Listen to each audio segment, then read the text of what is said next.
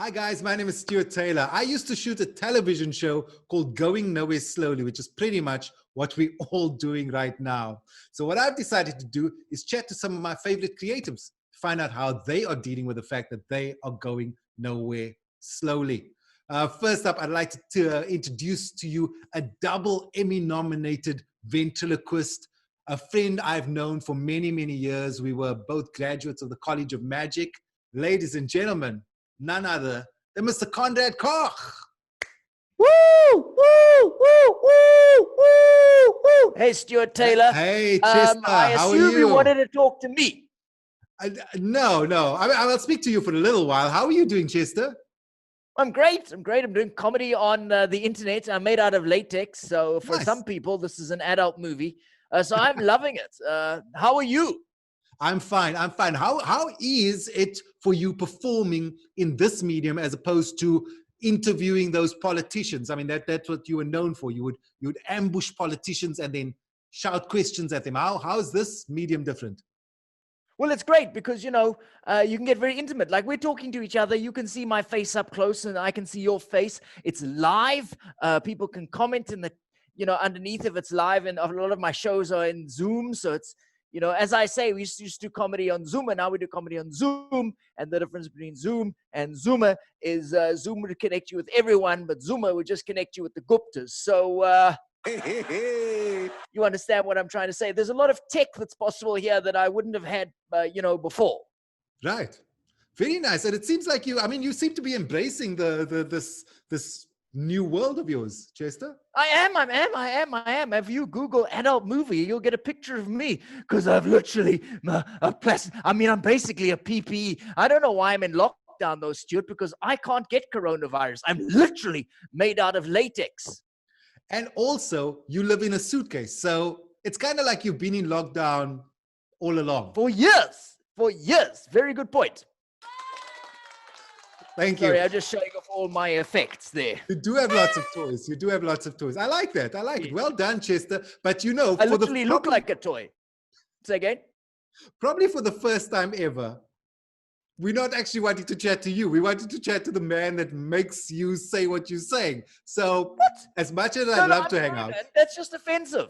He gets the money, he can't get the attention to. No, come on, dude. No, seriously, you don't need to talk. Dude, do you want to talk to this guy? Hey, Stuart. There he is in his own little hole. See, that's where ventriloquists belong. On the floor. Hey, dude, you got to go. What do you mean I got to go? You got to go on your back. No, help me, Stuart. Help. I'll speak to you later, Chester. I'll speak to you later. Coming now. Hey, Stu. Conrad Koch. How are you? Mate? Yeah, Yes. you know how it is. Long time no see. Is this the first that someone is actually saying, put the puppet away? I want to speak to the guy. Steve Hoffman is telling me to put the puppet away all the time. I do want to kind of pick your brain on two different aspects to your performance. Pre-COVID, you were very much on a trip where you were doing a show called Puppet Guy, and that very much spoke to it was very much about light entertainment. That was your focus. And now in 2020, you shifted the focus, and I really want to kind of pick your brain about how you move focus from one thing to the other. You then started doing a show called How to End Racism, which is very, very heavy topic.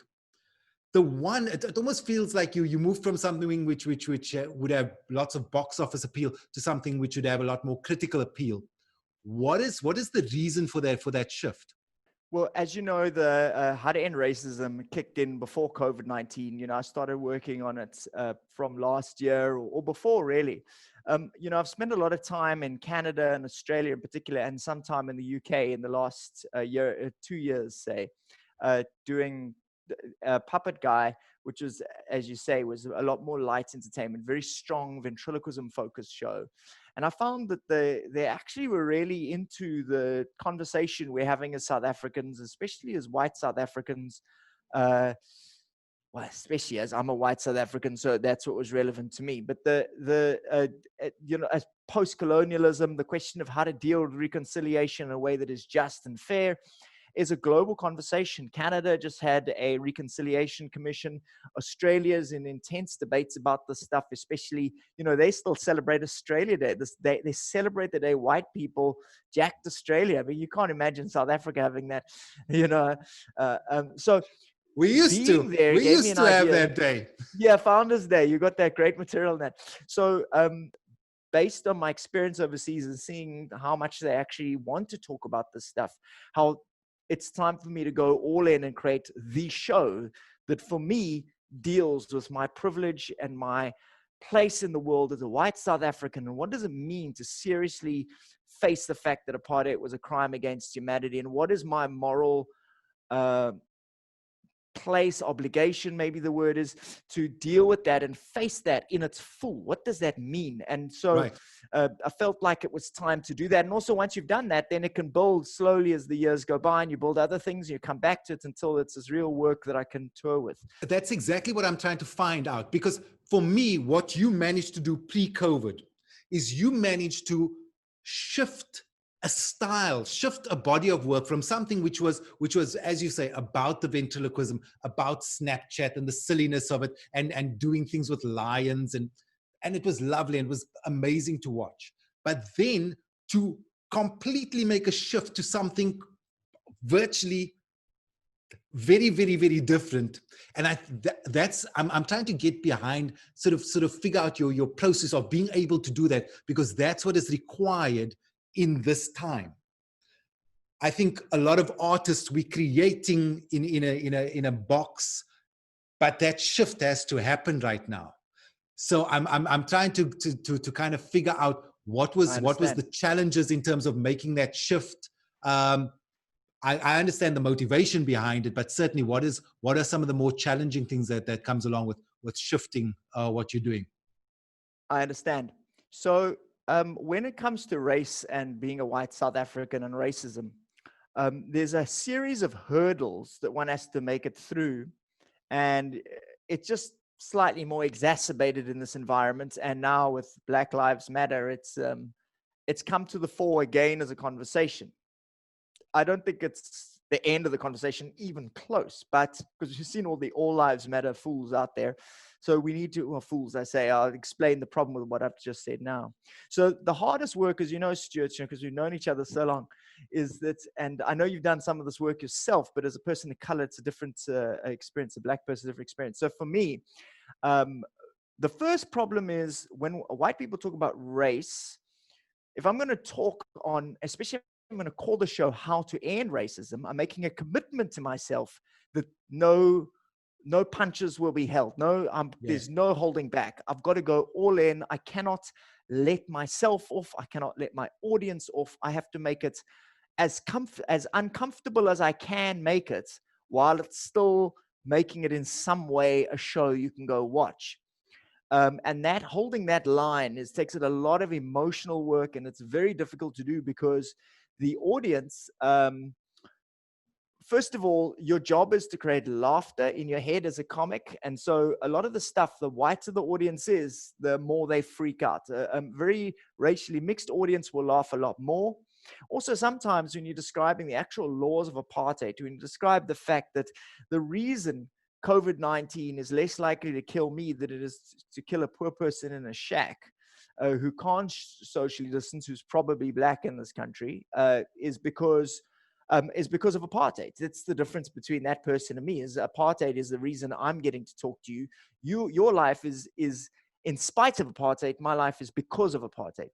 So, the advantages I have. So in other words, making sure I fully go in on that while keeping the audience with me and calibrating for people who are actually not there yet. Are you saying I'm racist? I'm not a bad person. I didn't create apartheid. And going, it's not your fault, but you did benefit, and you can kind of change your attitude, but you can be a bit more accountable about how you deal with that, and getting that across in a comedy way that you say what must be said has taken a lot of introspection from my part to go, I'm not being this kind of white savior. So what happened, as far as the process is, I'll get down what I need to say, and I've done a ton of reading as well as the stuff for years of reading on this, as well as interaction and talking to intelligent people like yourself who know a lot about racism and people of color who've experienced racism, and I go, this is what must be said. And then instead of telling people, I just ended up in a position where the writing process went into me reflecting on what I can do better and what I refuse to face. And me taking the position of a white person who wants to do a good job, but thinks they're a good person, that this really isn't about them. The two things I hear very clearly, number one is about introspection, and number two about going all in, which is an interesting thing in terms of speaking to artists in this current environment. Is that part of the ingredients that is going to make you survive this pandemic? The fact that you choose to go all in on whatever it is you decide to do. I mean, Rob van Vieren had a fantastic line. He said, give yourself the opportunity to fail spectacularly.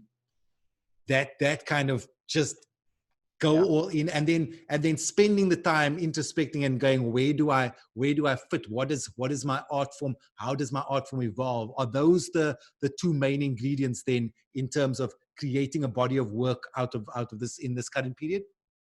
Well, COVID-19 and the work on racism connects, but not comfortably so. They just happen to sound like they go together. But the truth is that when an economy goes through a rough time, corporates, schools, etc., in South Africa, who need to see my show most, my talk on racism most, are less likely to want to deal with such a difficult topic because their lives are already difficult. And this is the problem with racism, is we've got to wait until the people who are racist are feeling completely safe and comfortable before you can talk to them about it, or we just freak out and we don't know how to cope. So during a pandemic, in the worst recession of our lifetime, is a very bad time to talk about racism in some ways. For sure. So what we've had to do is create alternative products for people to lean on, or for example, my talk, South Africa Junk, but with status, which is a political talk ostensibly, but it's sort of like the racism talk light. In order to be relevant in this virus, you have to speak to, and in this recession, you have to speak to the actual needs of corporates, like we've done with our show, web shows, our platform web shows. We've created easy to access, cost-effective ways for people to create entertainment in an accessible way in this environment. Before we talk about web shows, I want to say what is amazing about watching your process is how much you've upskilled yourself technically during this period. I mean, the fact that you can change camera angles over there and you can do sound effects. That's really been, there we go. That is an amazing thing, because so many performers tend to go, I'm just here, I'm about writing the jokes, I'm about performing the jokes, and that's it. I leave the tech to someone else. But you have really embraced the tech aspect of it. It's amazing. Is that necessity is the mother of invention, or what was the reason for embracing it as much as you have? Well, as you know, in South Africa, it's kind of like a satisfying thing, but it's also a frustrating thing, is that because we are in a very small economy, it doesn't have a lot of room for alternative work. If you do anything alternative, you have to diversify, and you have to appeal to corporate South Africa. As you know, most importantly, as comedians, we all have to appeal to corporate South Africa, which is a whole list of problems to go with it. But in this environment, how to be economically effective, but bring a product that can really pop for banks or insurance companies, etc. So like you, we've had to find a way to run everything ourselves, so we don't have to go to a fancy studio. We can do this all online, and I can make the camera, hey, and then Chester can have his own camera, and I can have graphics, as you know, that we can bring in here. Right. To make interesting and fit for purpose corporate experiences. So Chester's got a show called Zoom with a View, which is a motivational talk, my master's in corporate culture, or the political show, or whatever product. And we have to do that ourselves now, which is frustrating, but it's also the economy we're living in.